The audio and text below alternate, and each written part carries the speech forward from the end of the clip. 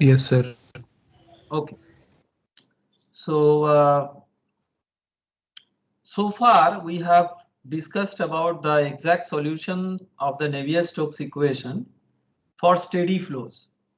Uh, we have to keep in mind that there are several other exact solutions which could be possible, very similar to the kinds of exact solutions that we have discussed for steady flows, and therefore for the interest of brevity we have not discussed many of those examples, but the examples that we discussed are mostly very illustrative ones. We will now consider the exact solutions of Navier-Stokes equation for two very first problem and Stokes second problem.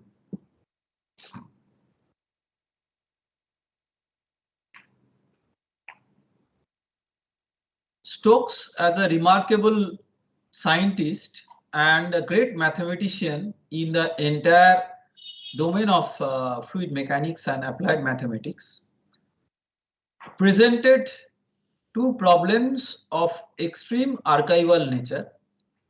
These problems may appear to be very much uh, theoretical, but we will appreciate that these problems are giving fundamental scientific insights of many more complex problems which are either encountered in nature or in practical engineering and technology. So the Stokes first problem has its description like this.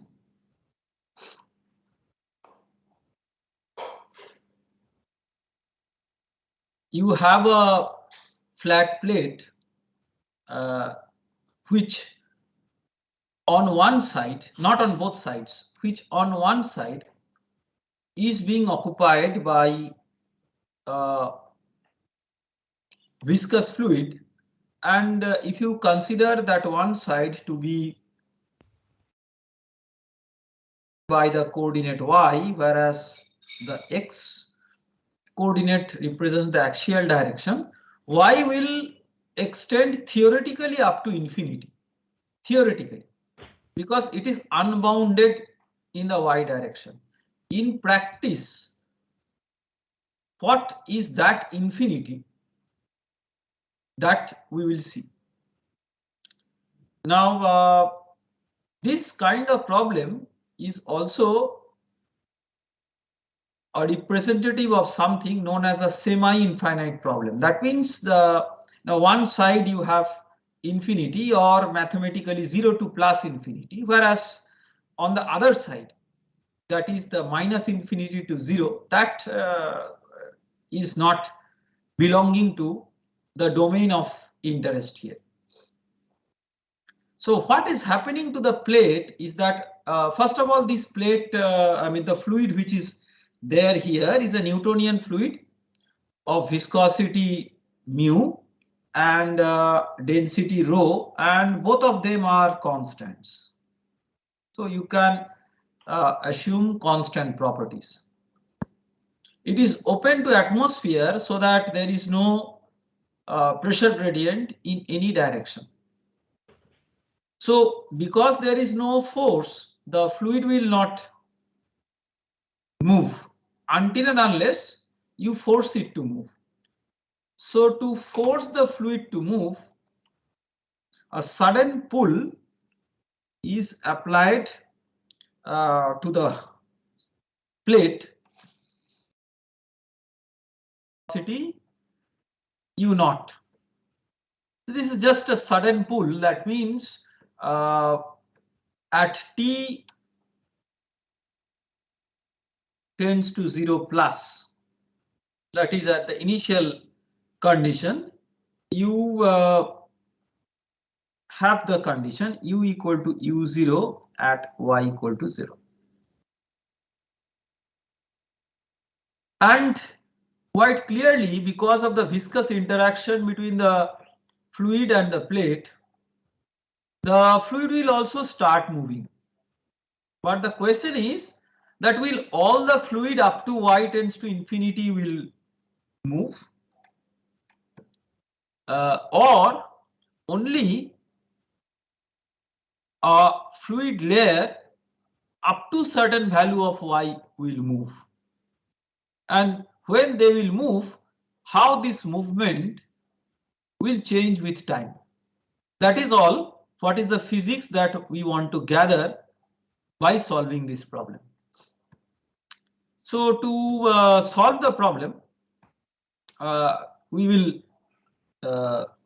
make the usual assumptions that there are no other body forces important, and we'll let us write the x momentum equation that you do not have any pressure gradient.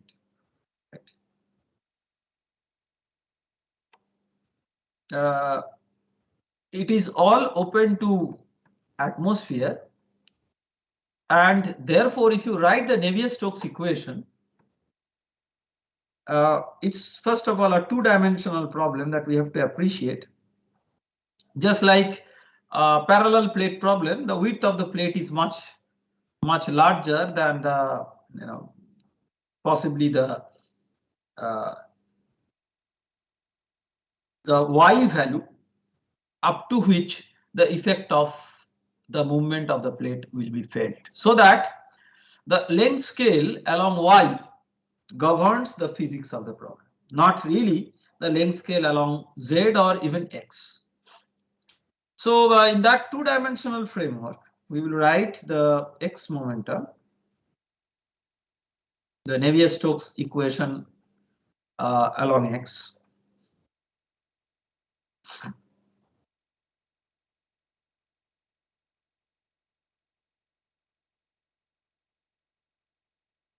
I'm just writing the pressure gradient term, but we will set it to 0 immediately.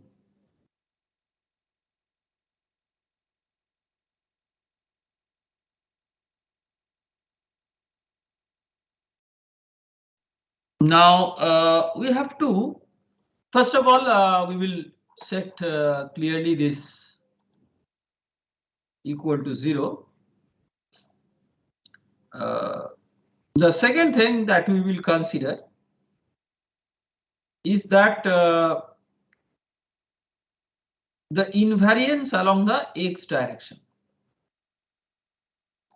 Whatever momentum disturbance is created, the momentum disturbance propagates along y, and it doesn't have any variation along x, because no matter whatever x location you consider, all are pulled in fluid at all x on the surface of the plate are pulled at the same velocity u0, because the plate is a rigid velocity at all x values, and therefore the fluid also has the same translational velocity at all x values when we are considering the fluid in contact with the plate. That means there is no variation imposed by either the geometry or the boundary conditions along x, and that means that it is translationally invariant. So this is 0, translationally invariant.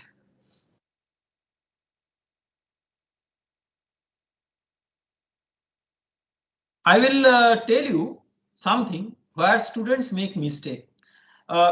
As students of the subject, and I still consider myself as a student of the subject rather than really a very learned teacher. I also, and by learning what students commonly make mistakes in this, while the final answer doesn't change, but the concept gets wrong, is that they write this 0 by giving a logic of fully developed flow. That is completely wrong, because fully developed flow is a concept that is relevant when you have an internal flow. Internal means you have a channel, pipe, capillary, duct, tube, whatever, where flow is taking place in an internal passage. Whereas this is an external flow. That means there is no internal passage, but the flow is taking place exterior to a solid boundary. So the fully developed flow concept at all is not valid. And therefore, the independence of u with x is because of the physical and geometrical translational invariance and has nothing to do with the concept of fully developed flow. But when you have this u derivative with respect to x equal to 0, and you also apply the continuity equation for this, incompressible flow, density equal to constant means it will definitely be incompressible.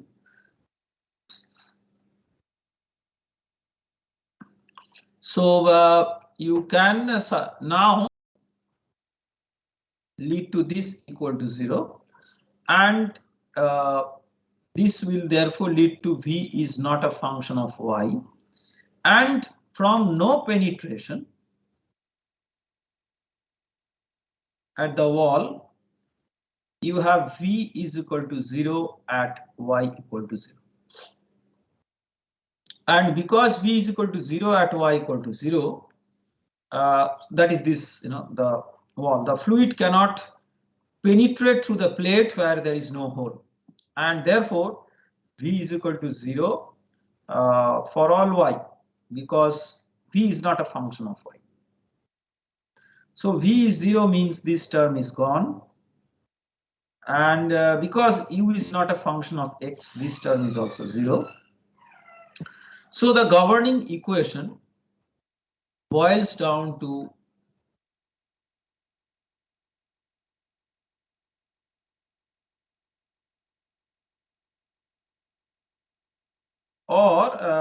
in terms of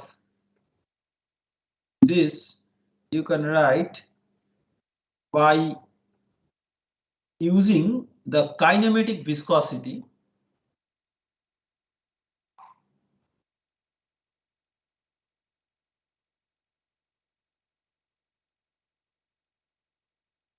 nu, this is mu by rho. This is something which anybody who has done an introductory course of fluid mechanics will be aware as a property of the fluid, the kinematic viscosity, which is the viscosity divided by density. Now, what is not often very well discussed is what is its implication physically, other than the specific implication of viscosity and density that is obviously there in the definition. There is nothing more to explain about that. To understand that, let us take this specific problem only and try to give an interpretation to this property via referring to this problem or example. The viscosity is an indicator of the disturbance of momentum. What it means is that if the plate is pulled, the fluid which is adhering to the plate will always with the same velocity by virtue of the no slip boundary condition. But the fluid layers which are further and further away, they are not in direct contact with the plate.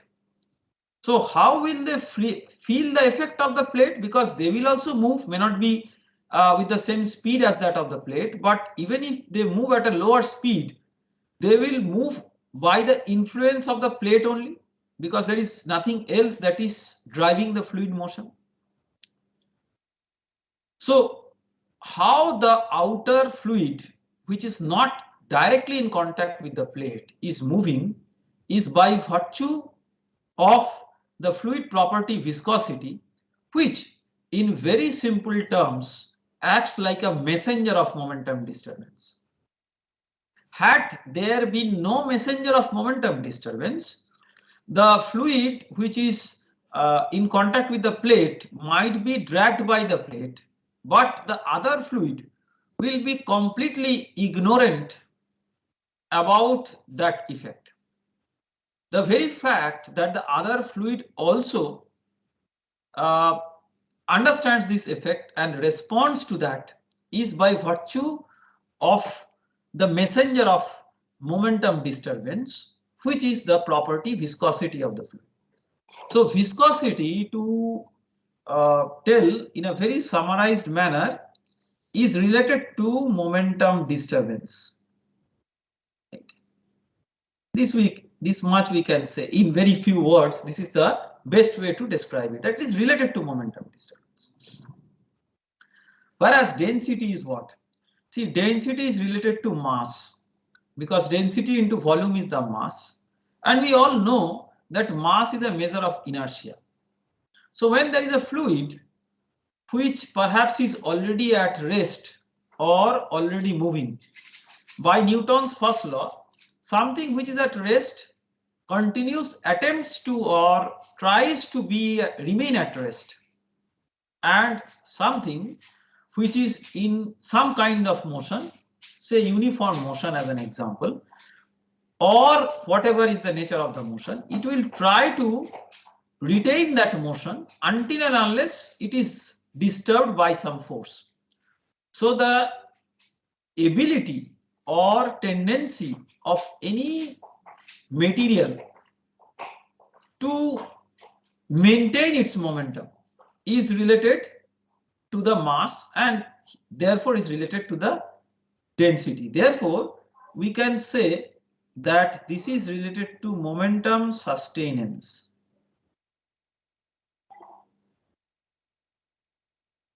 So we have the ratio of momentum disturbance over momentum sustenance. That tendency is the kinematic viscosity.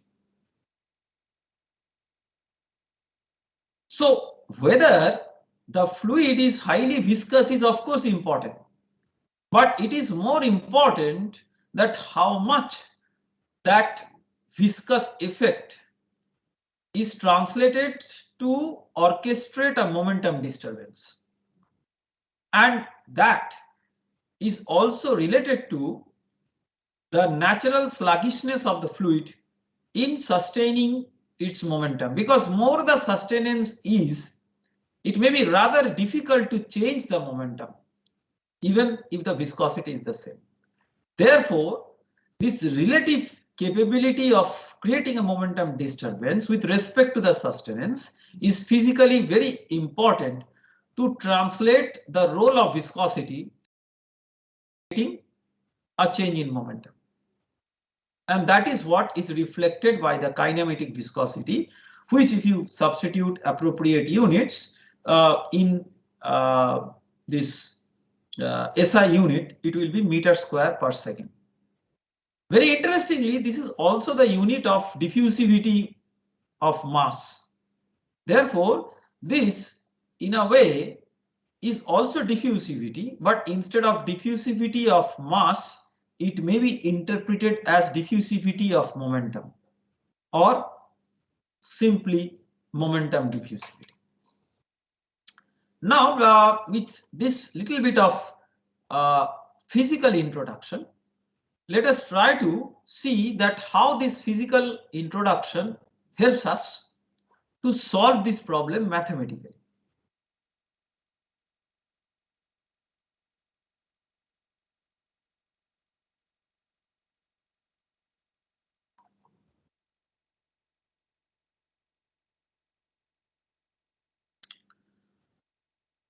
Just to get a physical feel, let us say somebody is doing an experiment of how the velocity is changing with y in the fluid at different times. So let us say that okay, whatever may be the velocity as a function of time. So here we are plotting the velocity. At the wall, it has to be u0. Right? That is the no slip boundary condition. Zero relative tangential velocity between the fluid and the solid boundary. So at some time, say t equal to t1, you may get a velocity profile which is something like this. And with say u0 here, and that asymptotically as y tends to infinity, the velocity will be 0, because far from the plate, the fluid will not be moving at all, far away from the plate. It will have no effect. But in reality, that far can be quite near, because you can see that asymptotically there is a distance delta at which the velocity is virtually 0. Okay, and the interesting thing is that this delta is not itself fixed. This delta is a function of time. So let us say that this graph, what I have drawn, is for time equal to t1. Now let us try to draw the same graph for time equal to t2. Okay. Okay. Just to be particular, I am just drawing these with two different colors for two different times. So at time equal to t2, obviously if t2 is greater than t1, the momentum disturbance will propagate deeper into the fluid, so that delta will be more. That much we can say. How much more we may not be able to say, but whatever it is, the boundary condition has to be obeyed. So it is still this u naught at y equal to 0, but this will become the new delta at t2. This is the red one is the delta at t1. So will vary with time. And the second observation, very important observation, is that although there is no physical length scale along y, that means there is no boundary at the top, but the physical length scale may be established by delta, which is not fixed, and that physical length scale is itself dependent on the time or the time scale that we are talking about. So if we write the orders of magnitudes of the various terms here, so order of magnitude means what? So this will be some difference in u divided by some difference in time in terms of order of magnitude. This is what we use the symbol of order of magnitude. So order of magnitude means what we are trying to assess. What is the scope of the analysis? We are trying to see, for example, the velocity is 1 meter per second of the order, or 10 meter per second, or 100 meter per second, like that, but not really the fine variations. That means 1.1 meter per second, like that. So sometimes there is a fuzziness, because technically 9 meter per second, whether you will call it of the order of 1 meter per second or of the order of 10 meter per second is debated, but definitely will not call it of the order of 100 meter per second. That means it will give us always a rough variation of the range of order of magnitude in which the quantity can vary.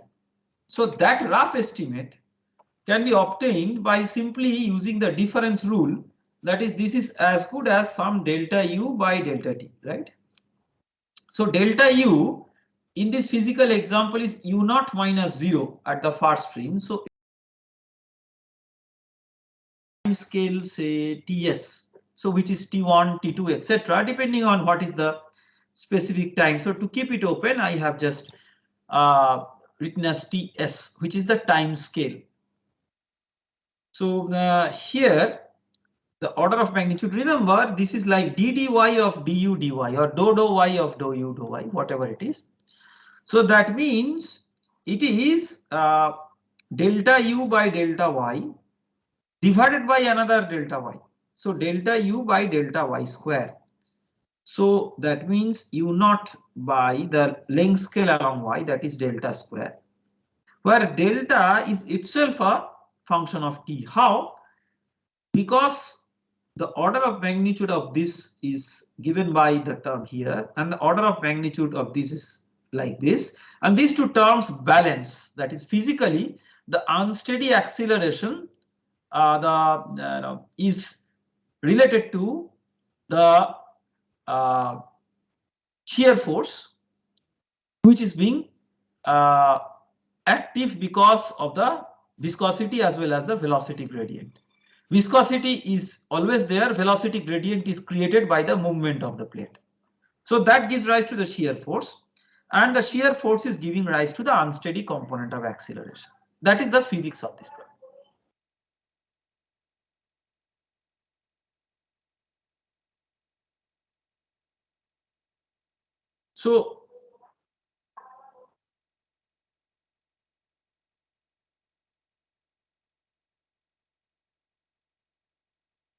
So from here,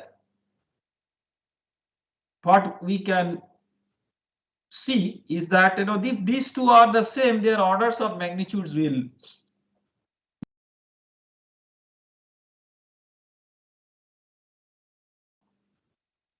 is of the order of square root of nu into T, where nu is the kinematic viscosity and T is the here we have written Ts, but if you put the current time T here, you will get the corresponding order of magnitude of delta here. So this actually doesn't require any calculation. It is basically a discussion on the physics of the problem. And I will show you now that this discussion on the physics of the problem via order of magnitude analysis or scaling analysis, whatever we say, is so strong that after a lot of mathematical exercise and rigor, we will see that this essentially governs the most critical physics of the problem. So from here, what we can understand, and that understanding gets reflected if we plot or if we non-dimensionalize the problem by defining, say, a non-dimensional u, say u bar, which is u by u0. The non-dimensional u, the definition of this is to establish that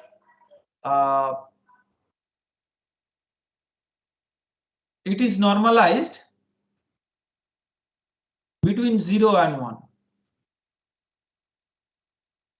Similarly, the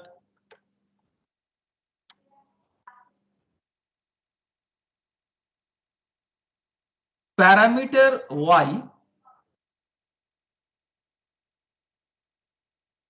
is normalized with respect to y. So eta is equal to this normalized y, that is y by delta. So if you now plot this u naught,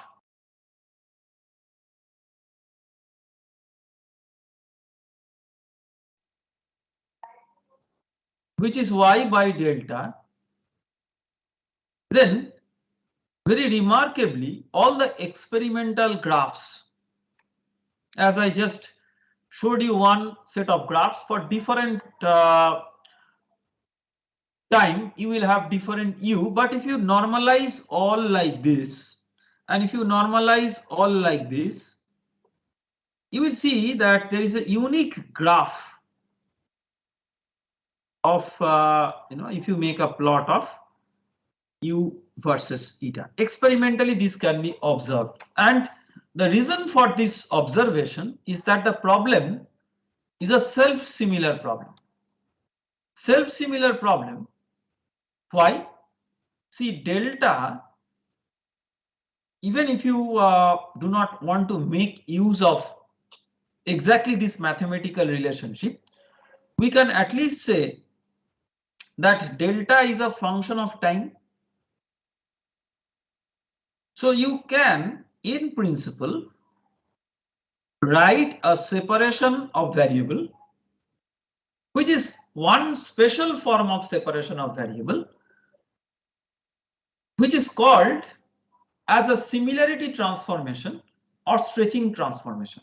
That means that at different times, if you plot the velocities and normalize the velocity as a function of eta, because the velocities are self-similar with respect to time via this function, you will get a universal mapping of u versus eta. Now, this is the physical intuition.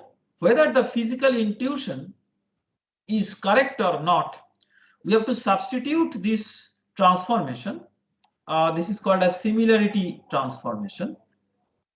And I have shown you the rationality behind this similarity transformation because delta is a function of time. And if we see that in that way we can separate the variables so that the partial differential equation becomes an ordinary differential equation where u is expressible as a function of eta, we can say that this self-similarity is obeyed.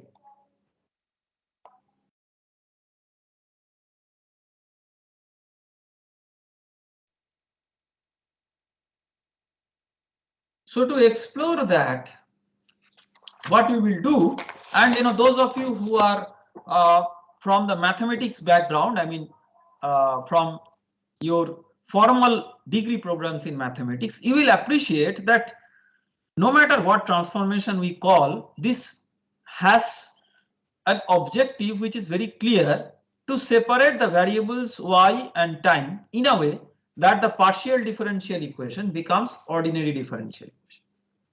So in the partial differential equation, you have what? You have this one. So we can write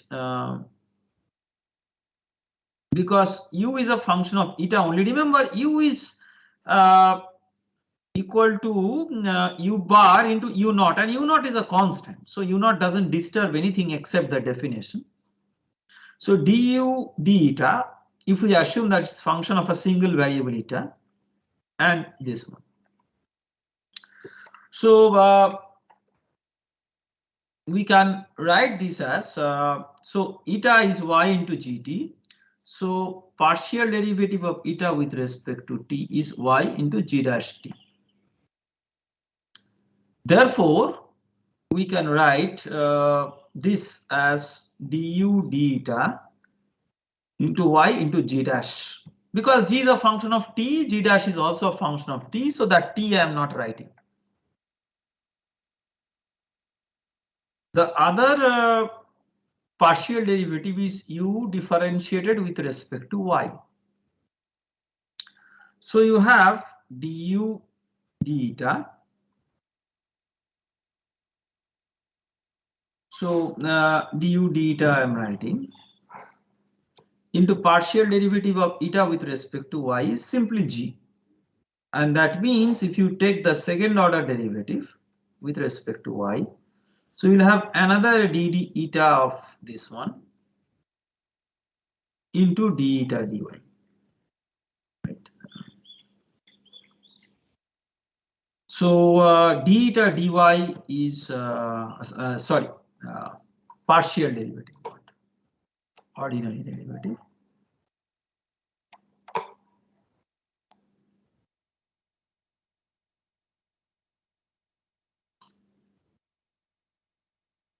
So partial derivative of eta with respect to y is g. So g square, this one. So if you now write the governing equation,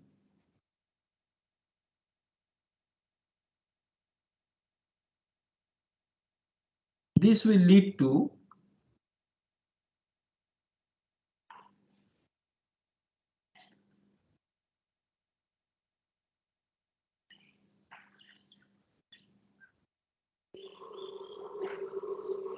okay. So this u we can express in terms of u bar, and let this therefore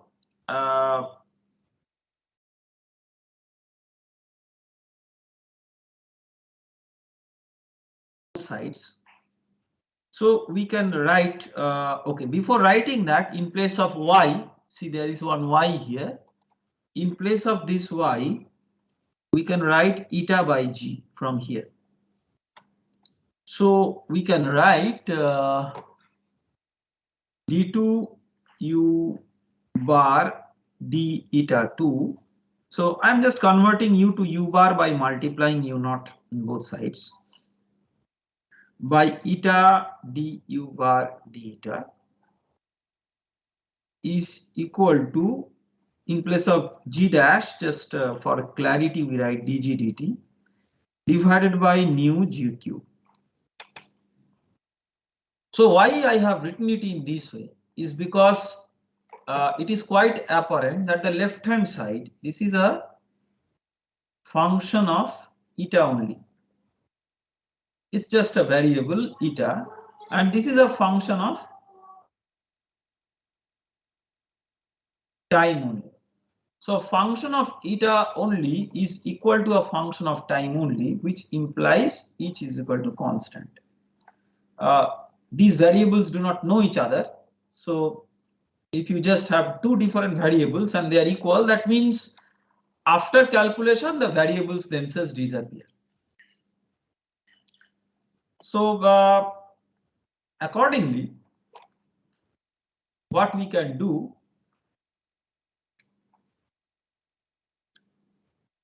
is we can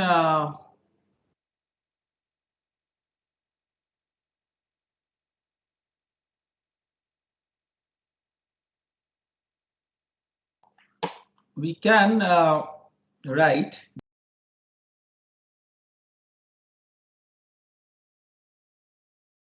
uh, 1 by mu g cube is equal to c. So if we separate the variables, g to the power minus 3 dg is equal to c nu dt. Now let us integrate it both sides. So g to the power minus 2 divided by minus 2 is equal to c nu t plus a constant of integration c1. Now what is g? Remember, from the physics of the problem, g is like 1 by delta. So delta is what? When the plate is moving, suddenly it tries to move the fluid along with this. So at time equal to 0, the layer of fluid under the influence of this movement is just the plate adhering fluid itself. So it is 0. So we can say that at t tends to 0 plus, you have delta tends to 0. That means g tends to infinity. So if you substitute now that initial condition, that at t tends to 0, g tends to infinity, so this will clearly implicate c1 equal to 0. That means we can write that g square is equal to minus 1 by 2 nu ct. Okay. So from here we can conclude only one thing, just one thing, that c must be negative real number. So the reason is that until and unless c is a negative real number, you will not have g square positive, and that will drive to a physically unrealistic solution. That is the only thing that we can conclude. This gives us a freedom of choosing any value of c which is negative, and that will not matter. I will just give you a simple analogy. In school level ratio proportion problem, when you considered a by b equal to c by d and you considered each equal to k, so the choice of this k will not alter the solution of the problem so long as this equality is maintained. That is the most important thing. So it will, the choice of the k will simply alter the, the relative scale of A and B and C and D, but this.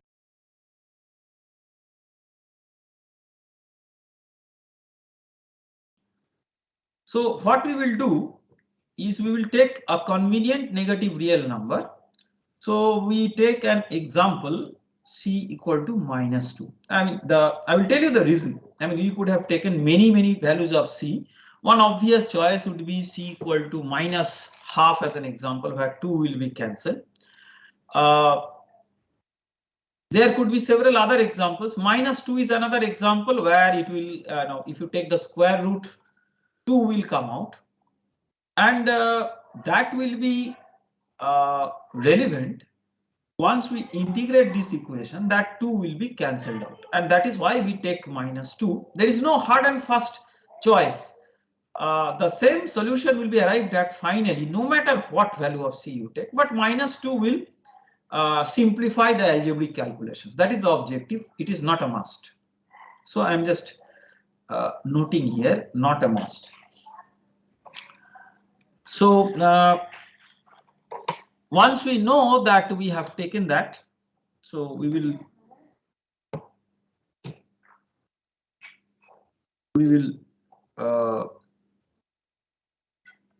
take this equal to -2, which is from the original equation, the last equation which is shown in this writing pad. Now we will separate the variables and integrate. So sorry. So what we will do is we will write d2u d eta 2 plus 2 eta du d eta is equal to 0. See, this is a ODE. The equation on G was ODE and this is also ODE. So to that extent, it is much simplified than the PDE with which we started.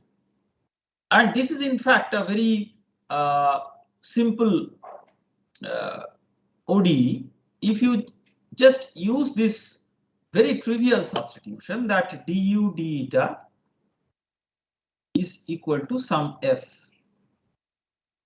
So that means you will have df d eta plus 2 eta f equal to 0. So you have df by f is equal to -2 eta d eta. See, that is why we took this as 2, because eta d eta will become eta square by 2, and that 2 and these 2 will cancel. So that is the objective of taking the 2, nothing more than that. So if you now integrate this, so what is the result of the integration? So if you integrate this, ln f is equal to minus eta square plus, let us say, a constant which we write as ln c2. And just for the convenience of organizing all the terms. So that means ln of f by c2 is equal to minus eta square. That means f is equal to c2 into e to the power minus eta square. So that is f, but remember f is du d eta. So this is nothing, sorry, du bar d eta, whatever, du bar d eta. Now we will integrate this once more. So I will free up some space.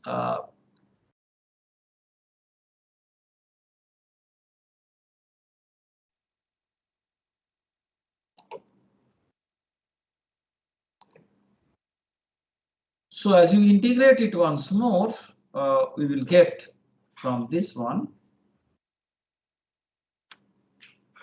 u bar is equal to c2 into integral e to the power minus eta, eta square, right? E to the power minus eta square d eta plus a constant c3. So the whole objective boils down to calculating this C2 and C3. So to do that, we will apply two conditions, one at eta equal to 0, that means y equal to 0, and another eta tends to infinity, that means y tends to infinity. So if we first apply the condition at eta tends to infinity, far away, what happens? At far away, you must be tending to 0, because the fluid at infinite distance from the plate will,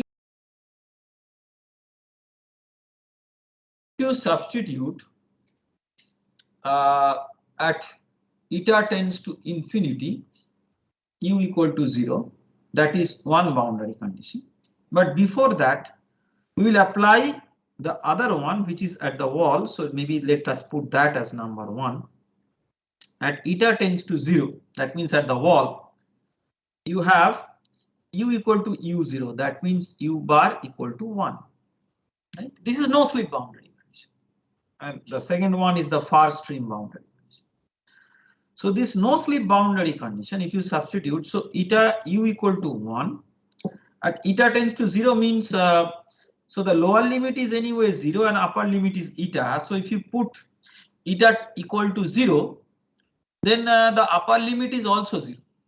So between 0 to 0, this term will go away, and therefore C3 will be equal to 1.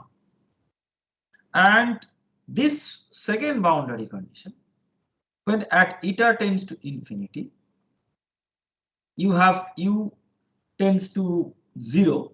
So you have 0 is equal to C2, 0 to infinity, e to the power minus eta square d eta. Now we know C3 is equal to 1. So what we will do is we'll make a simple substitution. The substitution is eta square is equal to some z. That means eta is equal to z to the power half. So d eta is half z to the power half minus 1 dz. So this integration will boil down to 0 to infinity half e to the power minus z, z to the power half minus 1, sorry, into dz.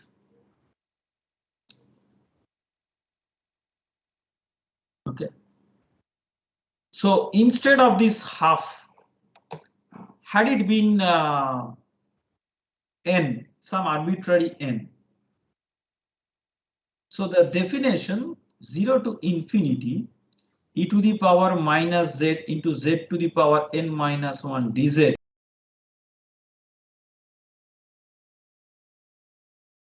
No, functional form. So I mean, you have definitely gone through this beta function, gamma function, etc.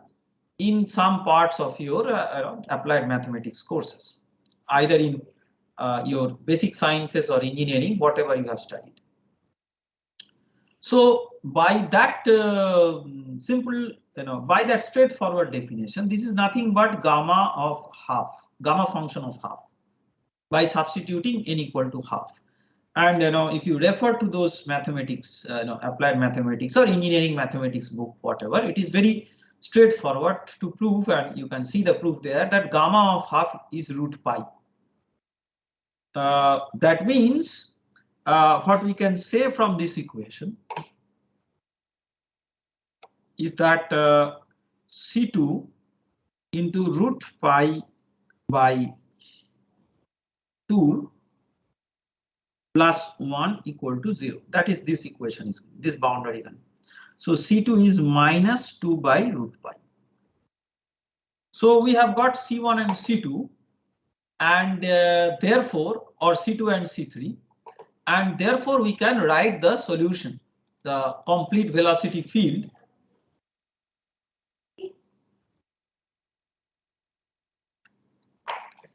And the velocity field is u bar, I'm just writing this, C2 is minus 2 by root pi,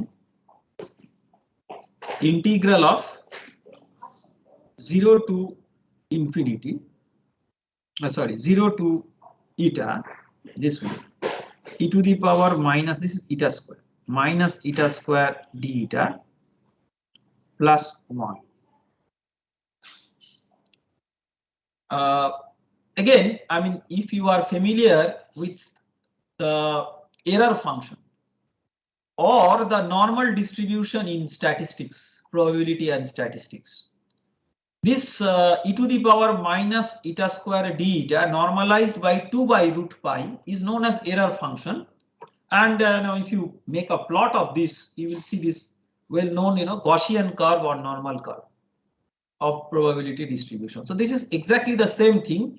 In a completely different physical context it has appeared, but it is still that error function, which can be calculated by numerically integrating this for different values of eta, and also is available in tabular form. If you use any software or any programming language with built-in functions starting from MATLAB to Python, you will see this error function possible to calculate. So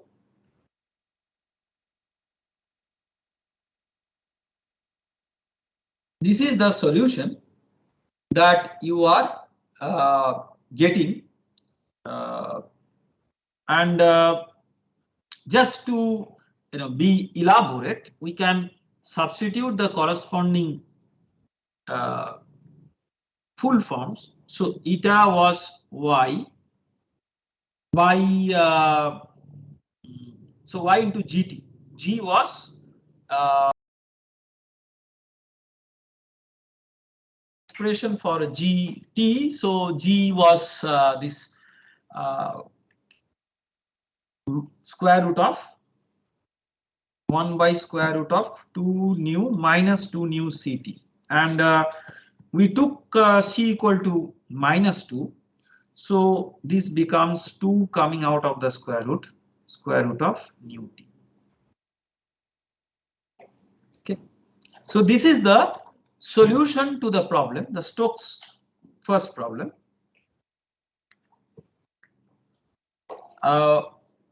You can clearly see the strength of the order of magnitude analysis. We have earlier calculated that the depth of the layer up to which the movement of the plate is felt, or the so-called Stokes penetration depth. Stokes penetration depth delta is scaling with square root of nu t, and you can see that y by delta, this half is just a factor which will not alter the scaling. So eta is scaling with y by delta. The very rigorous comprehensive mathematical solution is also satisfying that. It also says that perhaps at some value of eta, we have to find out that at some eta, we do not know what is that eta. So at say eta equal to eta star, you have u by u0 will tend to 0, because when it will tend to 0, it will tend to 0 when this error function of eta will tend to 1, right? Then only this will tend to 0. So at what value of eta the error function of eta tends to 1, that by just looking into the error function table or by plotting a graph of error function of eta versus eta, you can find out what is that eta. So that eta is that magic distance from the wall, non-dimensional magic distance from the wall, because that we can say as some y star divided by 2 square root of nu t star. That is your eta star.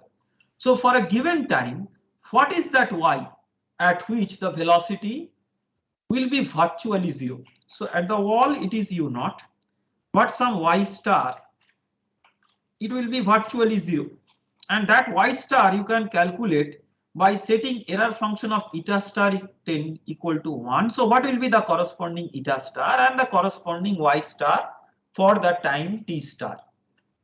And this is definitely not real, I mean infinity in the literal sense. It is some distance away from the wall. It could be millimeter, it could be centimeter, it could even be micron. It all depends on the kinematic viscosity and the time taken.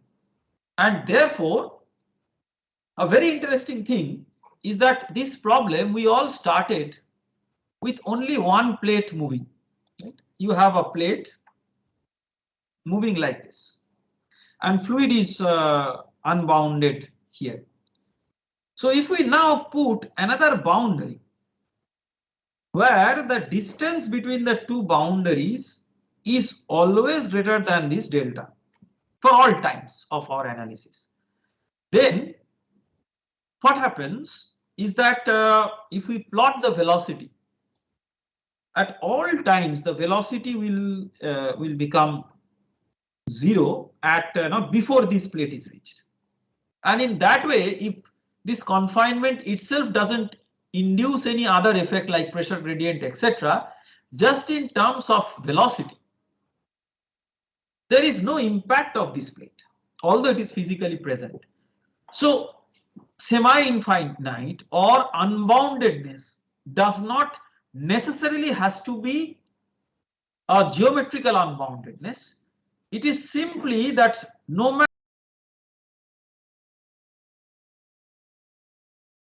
that we can consider as a physical infinity rather than a geometrically imposed infinity.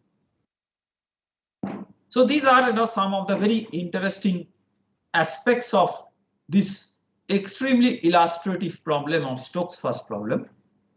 We will stop here today and we will continue tomorrow with the Stokes' second problem and subsequently our chapter on turbulent flow. As I told you earlier that in this particular week, on some day we will consider a second class test, and definitely it will not be tomorrow, but any subsequent day is fine, except I do not want to hold it on the class timing. So I am equally open to hold it on evening or even Saturday, Sunday. You may give a thought to it. What is your preference? And I will try to go by that, and we will settle the final timing of the class test tomorrow, where you have the 2-hour class, and we will settle the final timing of the class test. And definitely I do not want to hold it in any of the class hour, that is on Thursday also. But Thursday evening is fine, Friday evening, Saturday evening, any time is fine, and we just require a 1-hour slot for this. It will not be a lengthy test. So thank you very much, and I will just quit this whiteboard and also unshare and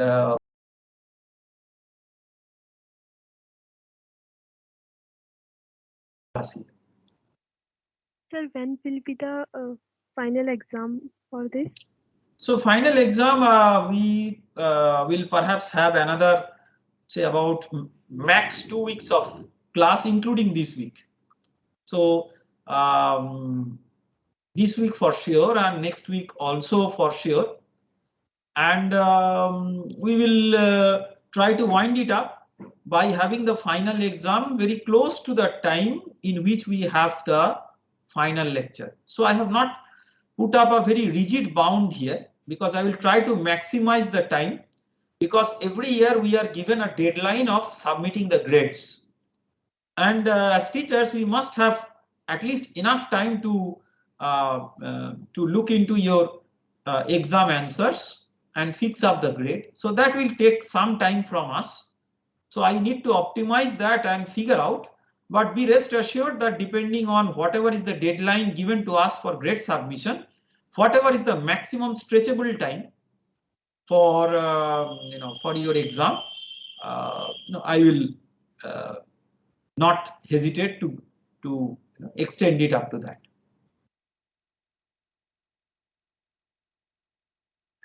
Sir, one more question. Yes. Sir, in the Navier-Stokes theorem, we were having the body force component. So first of all, it is not a theorem. It's an equation. Okay, it's not a theorem. Yes. Okay, next, yes. I see.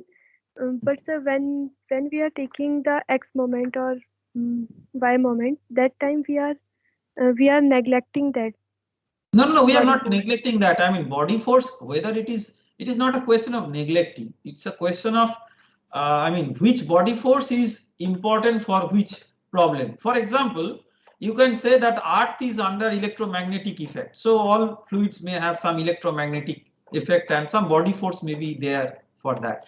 So whether that is important for that problem. So for any problem,